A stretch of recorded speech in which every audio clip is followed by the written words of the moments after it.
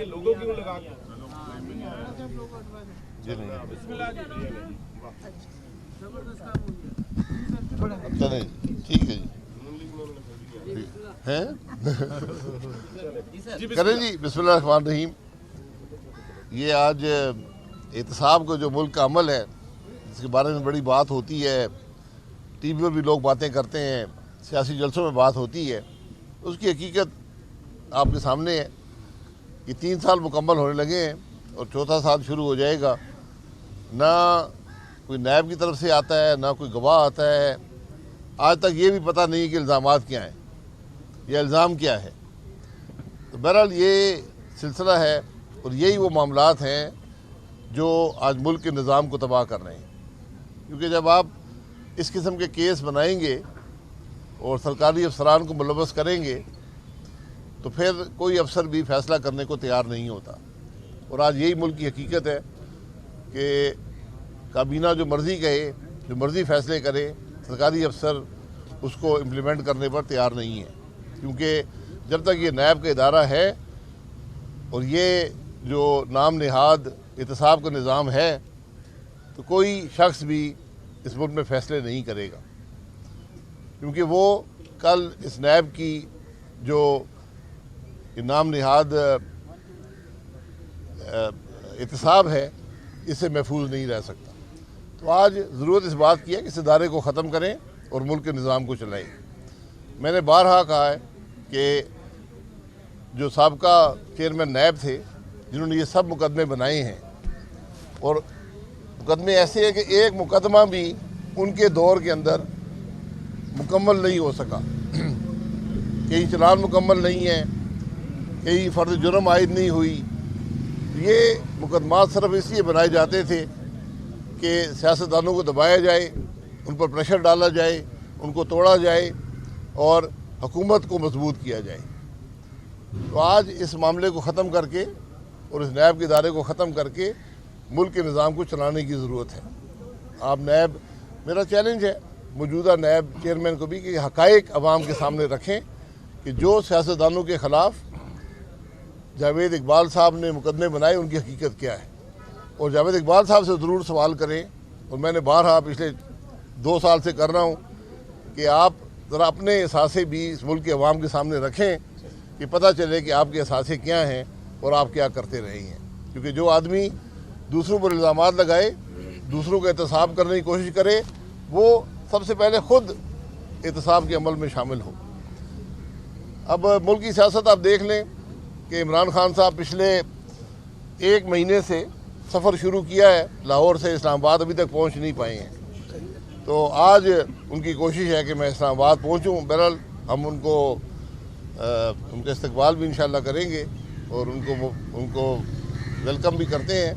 लेकिन जिस मकसद के लिए वो आए थे कि आर्मी चीफ की अपॉइंटमेंट पर असरअंदाज हो सकें, वो बड़ी खुश उसलूबी से और मुल्क की तवक्कुआत के मुताबिक वो मरहला तय हो चुका है। तो अब वो भी उनके पास मामला नहीं है। तो बहरहाल आपको नया तमाशा खड़ा करेंगे तो वो तमाशा भी देखते हैं जी। आप नैब को खत्म करने का मुतालबा किससे कर रहे हैं? डिमांड किससे? पार्लियामेंट आपके पास है, हुकूमत आपकी है, 13-14 जमातें आपके साथ है। जी, डिमांड मैं मुतालबा इस मुल्क के सियासतदानों से कर रहा हूँ। ये काम एक जमात नहीं कर सकती। सबसे पहले आप इल्ज़ाम लगाएंगे कि अपनी जान बचाना चाहते हैं, और मैंने बारहा कहा है कि मुस्लिम लीग नून पर जो केस हैं वो रहने दें, लेकिन इस इदारे को ख़त्म करें क्योंकि इस इदारे ने मुल्क के निज़ाम को मफलूज कर दिया है। अच्छा, आपने कहा कि इमरान खान का इस्तकबाल करें, वो राना सनाउल्लाह के अंदाज में इस्तकबाल करेंगे या कोई और स्टाइल अपनाया जाएगा दूसरा? नहीं, राना सनाउल्लाह साहब भी इस्तकबाल करेंगे। कानून के अंदर रहेंगे तो हम करेंगे, कानून से बाहर जाएंगे तो राना साहब करेंगे।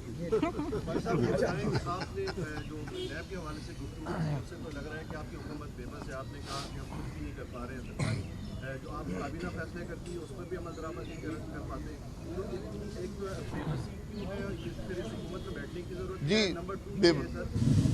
जो आर्मी चीफ का मामला था, जो सियासी गहमागहमी और बेचैनी थी, क्या अब वो ख़त्म हो जाएगी और अब जो बाकी आपका जो टेन्योर है हुकूमत का वो आप आसानी से तय कर सकेंगे? देखिए, एहतसाब का जो निज़ाम है उसमें बेबसी नहीं है।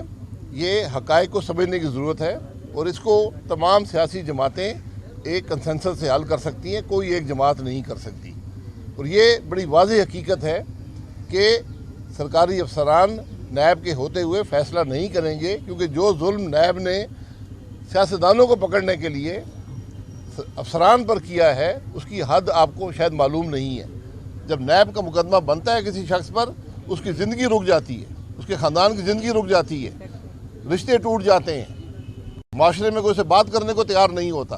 اس بات کا احساس جاوید اقبال صاحب کو ہے، اور اس جاوید اقبال کو جواب دینا پڑے گا انشاءاللہ ایک دن، اس نیب کے افسران کو جواب دینا پڑے گا جو ظلم نیب میں ہوئے ہیں۔ جہاں تک آرمی چیف کا مسئلہ ہے، یہ میڈیا سرکس لگائی گئی، اس کی کوئی ضرورت نہیں تھی۔ قانون بڑا واضح ہے، جو 3 اسٹار جنرل ایلیجیبل ہوتے ہیں ان کے نام پرائم منسٹر کو بھیجے جاتے ہیں، وہ اس میں سے ایک آرمی چیف بن جاتے ہیں اور ایک چیئرمین جوائنٹ چیف بن جاتے ہیں۔